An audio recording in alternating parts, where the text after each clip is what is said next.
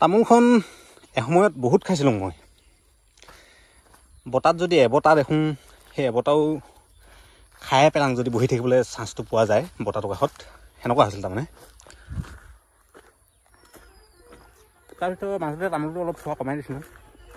তামোলটো খোৱা কমাই দিয়াৰ পাছত ভাতকেইটা অলপ চাফা হ'ল, যিমান যি গ'লে সেইটোৱে আৰু। তাৰপিছত নিজে নাখাওঁ লাগিলে আৰু দাঁতখিনি যিমতে লেতেৰা হয়, পুৰা পাথৰ নিচিনা ওলাই গৈছিলে দাঁতৰ ফাকৰ পৰা, তেতিয়াৰ পৰা এৰি দিওঁ আৰু। এৰি দিয়া নহয় আৰু খাওঁ তাৰমানে, মুখখন কেতিয়াবা বেয়া লাগিলে, যেনেকৈ আজি 5-6 দিনমানৰ পাছত আজি এখন খাইছোঁ এনেকুৱা।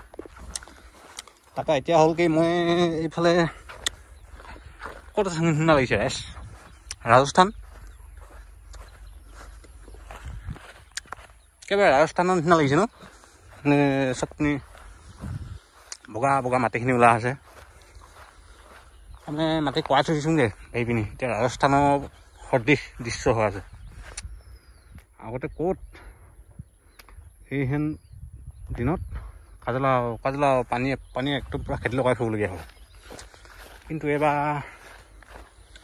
বৰষুণ চৰষুণ নাই, সেই জাতি হৈছে। ৰাইজে কিছুমানে আশা ভৰসা এৰিছেই, বিকল্প কি কৰিম কি নকৰিম সেইবিলাক মাথা মাৰিছেই। সেইফালে আমাৰ দাদা এজনে লগালে অলপমান পানী সিঁচি কিনে, সেইফালে পুখুৰী এটাৰ পৰা পানী সিঁচি পাইপ লগাই ইয়াৰ পৰা নি ইয়াত লগালে। সিহঁতৰ কঠীয়া আছিলে ৰঞ্জিত কঠীয়া হৈ কি অলপমান আগতীয়াকৈ ৰুবইলগীয়া হয় তেনে, সেইকাৰণে হেৰি কৰি যাওঁ নিমেলি ৰুলেগৈ।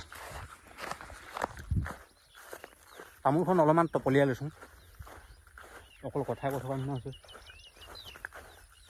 বাংতে ধুনীয়াকৈ পানী চানী আছিলে, এইখিনি মাটিটো ধুনীয়াকৈ এগাঁঠি পানী গাঠিলকৈ আছিলে পানী, এতিয়া নাই। মানে পানীৰ লেভেলটোৱে বহুত তললৈ গ'লগৈ। আমাৰ যিটো পুখুৰী আছে সেই পুখুৰীটো একেবাৰে তলত ওলালেগৈ, তলতে ওলালে আৰু প্ৰায়।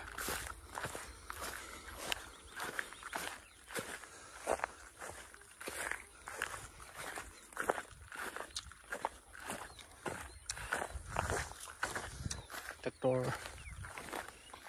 আগতে হৈছিলে কি দুচাতে ৰোৱা হয় আগতে, প্ৰায় দুচা নহয় 3 চা হয়গৈ আৰু। এতিয়া আকৌ চাইছোঁ এই চাটো মাৰিনো আকৌ 3 চা মাৰিবলগীয়া হ'ব নিচিনা লাগিছে এবাৰ, কাৰণ মাটিটো আকৌ টাইট হৈ গ'ল পূৰা। আৰু পানী পালেও এইটো নেভাঙে, এইটো চপৰাটো টাইট হৈ গ'ল পূৰা। সেইফালেও সেয়া খৰচা এটা বাঢ়িছে। এতিয়া আমাৰ মাটি গছজোপা, তাৰপিছত সেই একেবাৰে লাইন দীঘলীয়াকৈ একেবাৰে ৰাস্তালৈকে আৰু এই চিটটি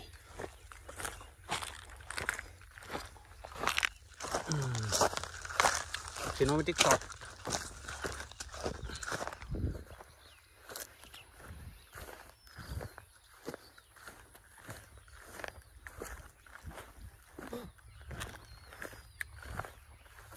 এই গছজোপাত বাখ্যাত হয় কি, এই গছজোপা এই খুৰুংটোত সাপ দুটা সোমাই থাকে।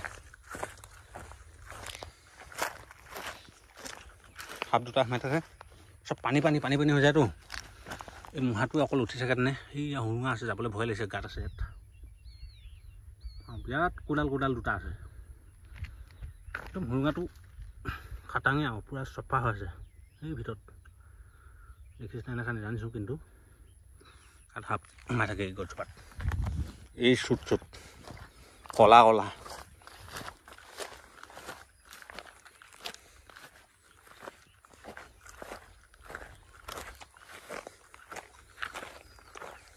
পানী হোৱা হ'লে এতিয়া মানুহ ভৰি থাকিলে হ'লে পথাৰ।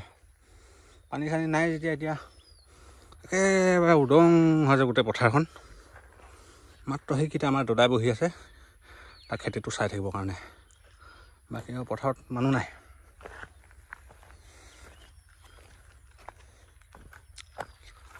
কিন্তু আমাৰ ইয়াৰ মানুহবিলাকে বৈজ্ঞানিক পদ্ধতিৰে কৰিব শিকিলে মানে বহুত লাভ হ'ব ইয়াত। বছৰটোত মাত্ৰ 3-4 মহীয়া খেতি এটাৰ কাৰণে মাটিখিনি ব্যৱহাৰ হয়। তাৰপিছত আকৌ 8 মাহ এনেই পৰি থাকে মাটিখিনি। যদি বৈজ্ঞানিক পদ্ধতিৰে কিবা এটা কৰিব পৰা যায় আকৌ আৰু দুগুণ মুনাফা হ'ব বুলি ভাবিছোঁ আৰু কেছটো। আচলতে প্ৰথম কৰা মানুহ এজন নাইকিয়া হৈছে। প্ৰথম যদি কোনোবা কৰি ইয়াতে দেখাই দিয়ে তাৰপিছৰ বছৰৰ পৰা চবেই কণ্টিনিউ কৰিব।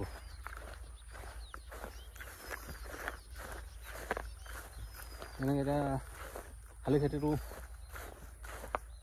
শালি খেতিটো শেষ হোৱাৰ লগে লগে কিবা হাল চাল মাৰি মেলি কিবা ঘেঁহু পেলাব পাৰে। ঘেঁহু ঠিককৈ সেইটো ছিজনতে পেলায়।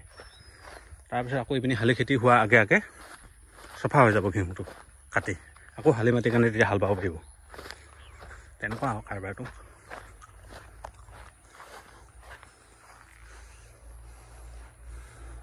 সেইটো যদি সেইটো প্ৰচেছ কৰে পূৰা শদিয়াটো সেউজ বিপ্লৱ হৈ যাব।